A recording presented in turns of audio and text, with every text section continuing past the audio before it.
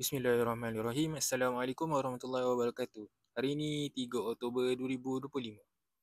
Baik, kita sambung dengan update untuk Bitcoin punya technical analysis lah. Lepas tu nanti kita sambung dengan Ethereum dengan Solana pula ya. Alright. Jadi Alhamdulillah. Ya Allah, bestnya. Saya tarik hari tu price range. Semalam saya tak buat video. Semalam ini 4 hour punya charting. Semalam saya tak buat video. Harga itulah selepas saya buat video, pam dia pergi dekat kotak purple ni. Saya buat dari 1 hour lah. Okay. Ini asalnya resisten kita lah. Resisten, lepas tu dia meletup ya. Masuk je 1 Oktober tak silap saya. 1 Oktober petang tu, pam dia meletup. Dan ini baru saya tambah tadi uptrend kecil lah untuk 1 hour punya charting. Macam cantik. Cantik. Kita tengok kalau dia retest balik sampai ke sini.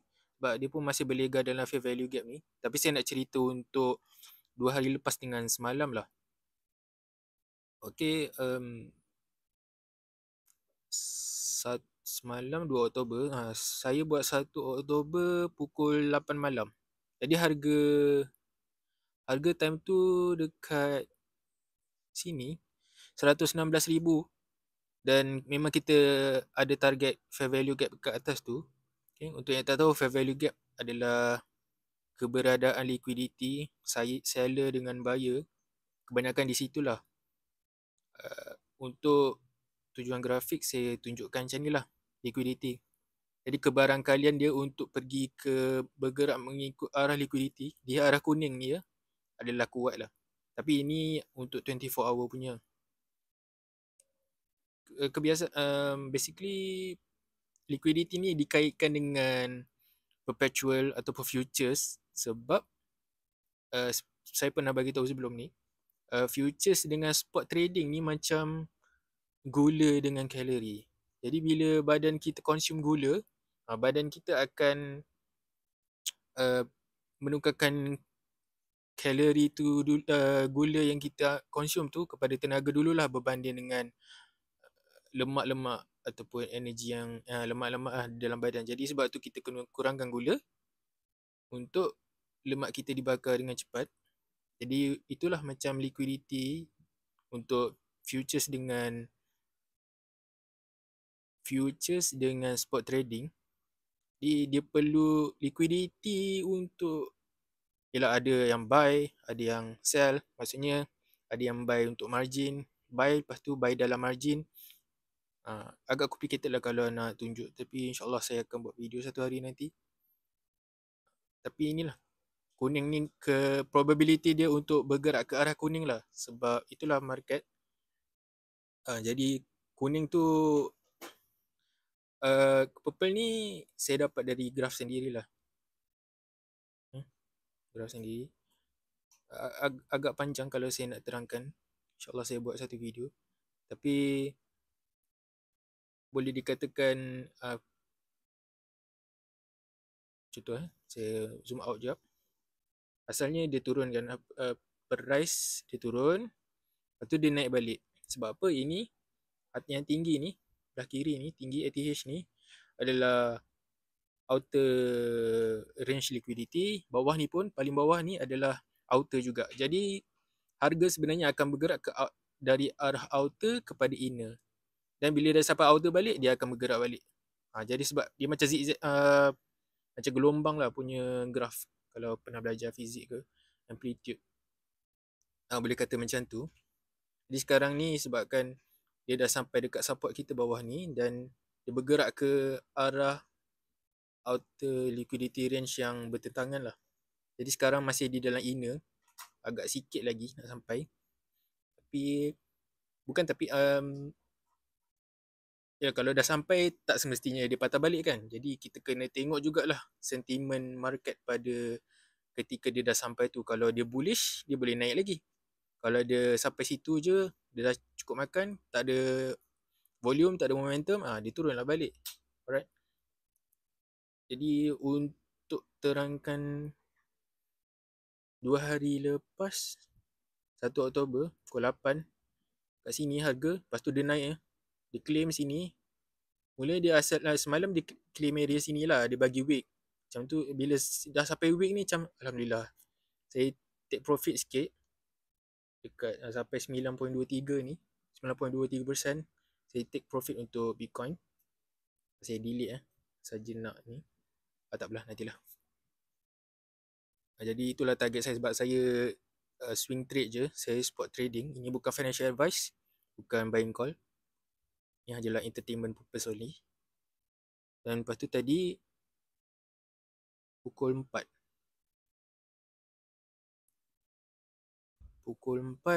memang dia cantik dia sentuh kita punya line bawah fair value gap ni. Dia bagi wick, maksudnya apa? Buyer lebih banyak daripada seller kan, sebab dia dah naik ni. Naik, lepas tu dia turun. Maksudnya seller menolak lah harga turun ke bawah. Seller jual, dia turun. Tapi buyer dia tolak balik ke atas. Jadi buyer beli. Jadi buyer lagi banyak daripada seller, sebab tu dia tak turun lagi. Alright. Sebab tu saya katakan tadi, liquidity ni area yang banyak buyer dengan seller lah. Kalau buyer lagi banyak dari seller, dia naik lah. Dia reflect balik daripada line tu. Okay. Sekarang dia pun bermain di arah ni. Kita tengok macam ni. Mungkin dia test uptrend ni. Sebab memang cantik uptrend ni. Cantik. Mungkin dia rehat jap, isi minyak jap, lepas tu dia naik lagi ke. Tapi kalau dia pecah, kemungkinan dia akan settle kepada area sini lah kot. Paling dekat 116. Sebab sini banyak consolidation. Tapi sini pun ada, boleh dikatakan fair value gap jugalah. Okay, saya zoom ni. Candlestick yang besar ni okay. Dia kan kosong kan. Sebelum dengan selepas candlestick dia ada gap. Dia membuatkan gap kepada tengah-tengah candlestick ni. Jadi itulah fair value gap yang baru. Sebab bila dia naik atas, kalau dia dah habis minyak, untuk dibahasakan secara layman, itulah, dia akan berlawanan arah lah. Sebab dah habis minyak kan, mesti dia nak cari petrol station yang baru, petrol station yang ada. Tapi sebabkan paling dekat ke atas, kita tak tahu macam mana. Sebab Bitcoin ni yalah, seperti mana kita tahu, US pun baru shutdown government dia 2 hari lepas. Tapi Bitcoin terus pump. Pelik. Tapi tak pelik pun sebenarnya, sebab Bitcoin ni memang dia buat hal dia sendiri. Okay. Setakat ni memang dicantik lah harga. Tapi saya ada baca lah juga banyak orang target macam 131,000. Ini bukan financial advice, bukan buying call. Ini hanyalah mainan tipu-tipu saja. 131,000. Kita tarik liquid price range.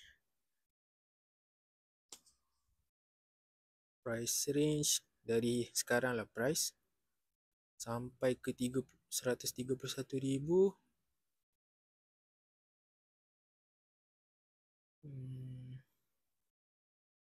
Kalau tak silap saya, 131 ni dia ambil daripada Fibonacci retracement daripada sebelum ni. Mungkin ada line golden ratio yang kena kepada line 131,000.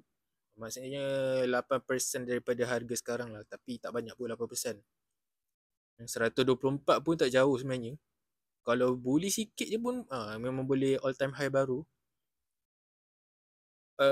Apa yang saya baca tadi daripada analisis beberapa orang dekat platform X pun, ini bukan financial advice, bukan buying call. Dia orang memang tunjuk September ni Oktober lah. September. Kalau Oktober Oktober. Jadi memang quarter 4 untuk dalam tahun selepas halving season tu memang price akan melonjak naik lah, mengikut sejarah. Sebab apa yang saya baca dalam buku Financial Market, Technical Analysis of the Financial Markets, memang beberapa market memang cyclical lah. Contoh macam kalau ada orang trade, saya tak tahu sangat, saya tak mahir sangat, ada orang trade macam barang ribawi apa tu, gandum ke. Gandum kan dia ada season dia. Contoh, bulan apa yang gandum akan dituai hasilnya lah. Jadi of course lah, bila dituai hasilnya, supply dia banyak dan demand dia sama, tapi bila supply dah banyak, buatkan harga dia jatuh lah kan. Macam tu lah. Dia akan berkait dengan intermarket analysis pula. Sama je lah macam Bitcoin. Dia akan berkait dengan emas, berkait dengan penurunan interest rate. Jadi semua tu kita kena ambil kira jugalah. Bukan semata-mata kepada volume, technical analysis. Sebab tu saya sarankan kalau boleh, bacalah buku banyak-banyak sikit. Memang best lah bagi saya lah. Tak tahu kalau anda semua. Okay. So kalau nak kata target harga, InsyaAllah lah dia boleh claim area sini ke, pecah sikit ke. Biasa kalau dah sampai sini, dia pecah sikit, mungkin itu smart money lah. Dia nak orang masuk. Dia nak trader-trader bilis, retail masuk. So dia boleh jual lagi mahal. Bila harga dah naik, dijual. Lepas tu orang beli harga tak naik pun. Sebab apa? Sebab dia orang lah yang pegang market. Contoh macam siapa nama CZ Binance tu, founder dia, orang marah dia sebab dia manipulate market. Macam saya cakap tadi pasal long dengan sell untuk future market. Sebab tu dia dump gila-gila market. Sebab tu dia boleh control price. So bila control price, kalau boleh tengok dia punya platform X pun dia ada bagi some clue lah. Dia kata mengikut sejarah September, lepas September memang naik. Memang dia tunjuk lah, ada data. Mungkin korang boleh check sendiri. Saya punya iPad ni tak ada X account saya. So susah sikit nak check. Dan itulah. Boleh kata yalah, Bitcoin ni masih manipulative lah. Manipulated by the big institution. Sebab dia pegang order book kan. Jadi bila dia pegang order book, dia tahulah kat mana orang jual, orang pegang, orang open position. Boleh tahu open interest. Sebab dia ada data semua kan. Jadi dia boleh manipulate market. Duit pun dia ada, data pun dia ada. Jadi untuk short term ni, saya rasa memang dia akan claim lah atas ni. Ini bukan financial advice, bukan buying call, bukan selling call. Sebab apa? Sebab bila dia naik ni, dia jatuh ni, dia tak pecah. Dia bukan, dia break off structure ke atas. Dia sebab dia masih uptrend lagi. Jadi momentum dia masih okay. Kalau kita tengok volume pun memang cantik lah, hijau. Tapi divergence price naik tapi volume menurun. Boleh kata minyak dia dah nak habis. Kita tak tahu macam mana. Sebab saya tunjuk hari tu pun, mungkin boleh tengok video saya yang lepas, ada tunjuk yang time frame besar, price action memang uptrend tapi dia punya volume menurun. Jadi ada divergence percanggahan di situ. Bila ada percanggahan maksudnya price dah tak boleh naik lagi lepas tu, tapi dia turun lah balik. Bila dah turun tu lain cerita lah. Itu adalah apa yang saya dapat daripada buku yang saya sebut tadi lah, Technical Analysis of the Financial Markets by John M. Murphy. Buku tu memang terbaik lah. Sejak saya baca memang apa yang saya tahu sebelum ni, dia buatkan ilmu tu jadi sistematik. So jangan pandang rendah lah kepada buku. Okay. Saya rasa itu je kot untuk Bitcoin. Untuk Ethereum pula, saya perasan tadi 1 Oktober pukul 8 saya buat video. Hari tu tak silap saya, dia masuk bawah ni je, sikit je. Dia tak masuk kotak purple lagi. Lepas tu sekarang dia dah pecah kotak purple.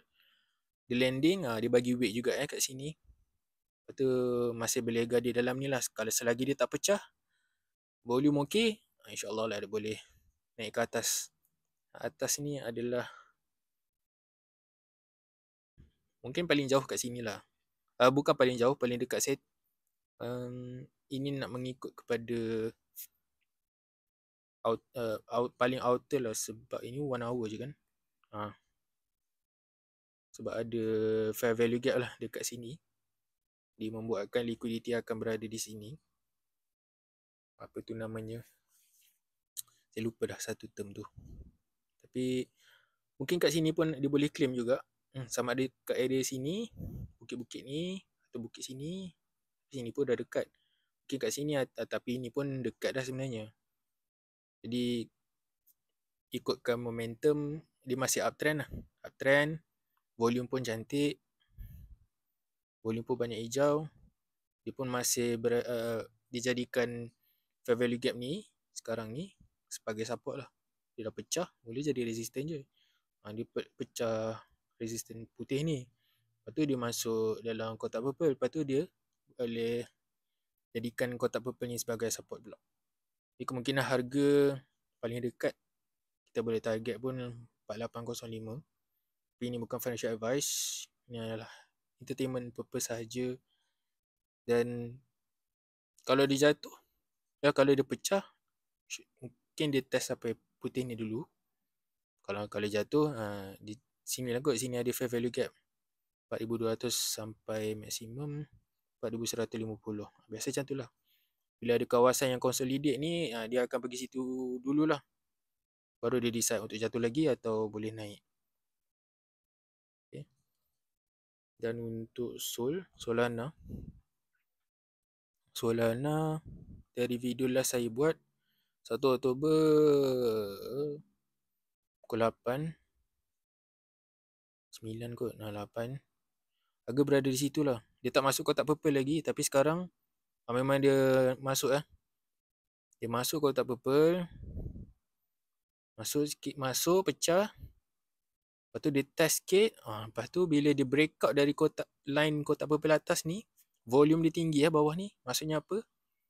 Breakout tu adalah valid. Dia bukan false breakout.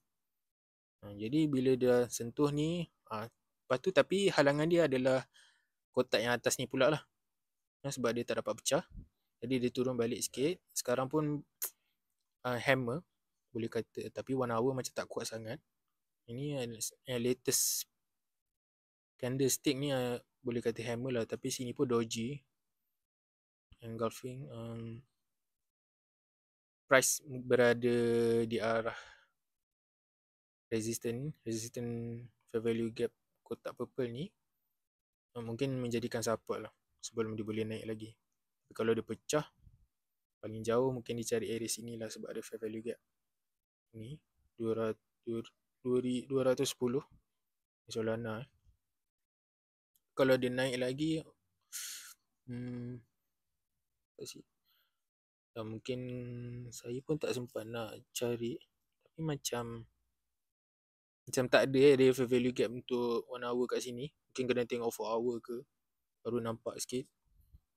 Tak silap saya, ini pun 4 hour kot, 4 hour punya kotak.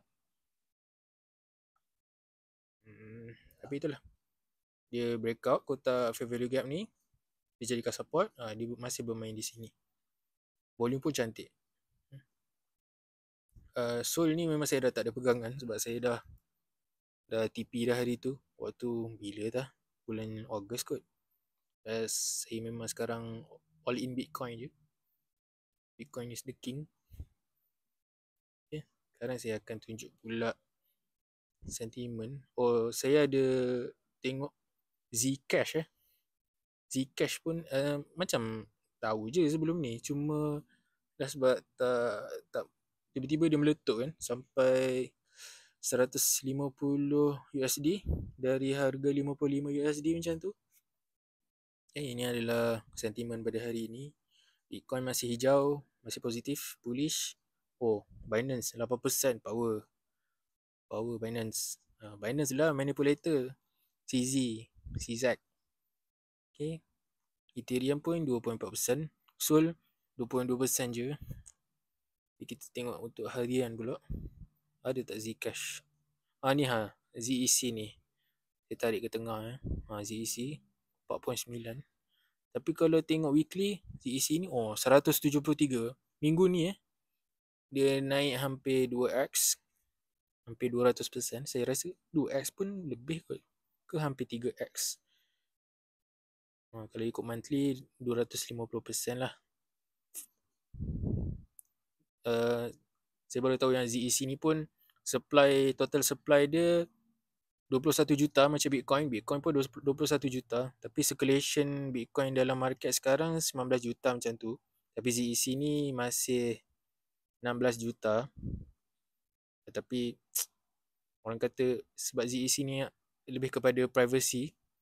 Tak tahu kenapa orang pilih ZEC. Tak tahu. Saya pun macam tak baca sangat fundamental. Saya tahu perbandingan dia ZEC dengan Monero lah, MNX. MNX pun sekarang berada pada tanda harga 300 lebih USD satu. Ini yalah sebab privacy dia macam dia tak nak KYC. Bila gunakan satu exchanger tu dia tak nak tahu siapa yang menghantar, siapa yang menerima. Dia nak buat anonymous. Lepas tu kalau yang betulnya kripto macam tu lah. Tak nak dikawal selia oleh sesiapa kan. Saya rasa mungkin itu je lah untuk video hari ni. Alhamdulillah. Terima kasih kepada yang sudi menonton di YouTube secara penuh dan sampai habis. Alhamdulillah video insyaAllah lah saya boleh konsisten. Cuma tu lah, kalau naik saya dah TP macam malas sikit lah. Esok lah buat. Kalau dia turun sikit saya tak nak buat reaktif punya reaction lah. InsyaAllah kalau ada kesempatan saya buat lah video pasal menerangkan fair value gap ke apa ke, start dari zero to hero ke, insyaAllah ada masterclass ke. Sebab macam susah, tak tahu nak guna iPad ke guna laptop. Okay, terima kasih kepada sudi menonton sampai habis. Tolong subscribe Tolong kawan-kawan korang subscribe juga. Kalau nak belajar ke one-to-one coaching, setakat ni tak ada lah. Kalau ada, bayarlah mahal. Masa saya mahal tau. Okay, terima kasih kepada semua. Tolong subscribe, tolong like, share, komen ke kalau ada soalan apa-apa. Kalau nak minta saya tambahkan untuk charting untuk dilihat technical analysis pun boleh. Sebab hari tu memang Bitcoin je, tapi ada orang komen Ethereum dengan Solana tak buat ke? Saya try je lah tambah. Tapi Alhamdulillah views pun bertambah. So memang ada market lah untuk Solana dan Ethereum. Mungkin kalau XRP pun ramai pelaburnya, boleh diambil kira juga. InsyaAllah kita jumpa pada esok hari. Jangan lupa subscribe, like, share, komen dan share lah kepada kawan-kawan korang, kenalan-kenalan korang yang baru nak belajar. Terima kasih. Assalamualaikum warahmatullahi wabarakatuh.